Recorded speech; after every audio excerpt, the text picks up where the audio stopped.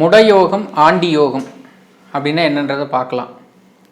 இந்த முட யோகம் ஆண்டி யோகம் இது ரெண்டையுமே குருவையும் கேதுவையும் மையப்படுத்தி தான் இந்த வார்த்தைகளை நம்ம பேசுகிறோம்.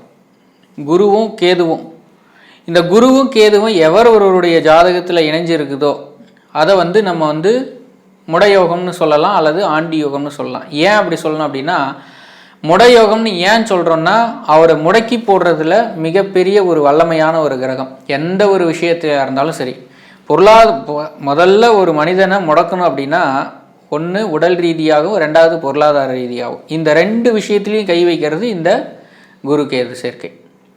அதே மாதிரி ஆண்டி யோகம் எதுவும் மற்ற நிலை, பொருளாதார ரீதியிலும் சரி, குடும்பத்துலேயும் சரி, எல்லாத்தையும் விட்டு அவர் ஆண்டியாக்கி ஓடக்கூடிய ஒரு நிலையை இந்த குருக்கேது சேர்க்கை ஏற்படுத்திவிடும். அப்படிங்கிறது தான் இந்த முடயோகம் அண்டு ஆண்டி யோகம். இது ரெண்டும் கிட்டத்தட்ட ஒரே மாதிரியான செயல்பாடுகளை தான் செய்யும்.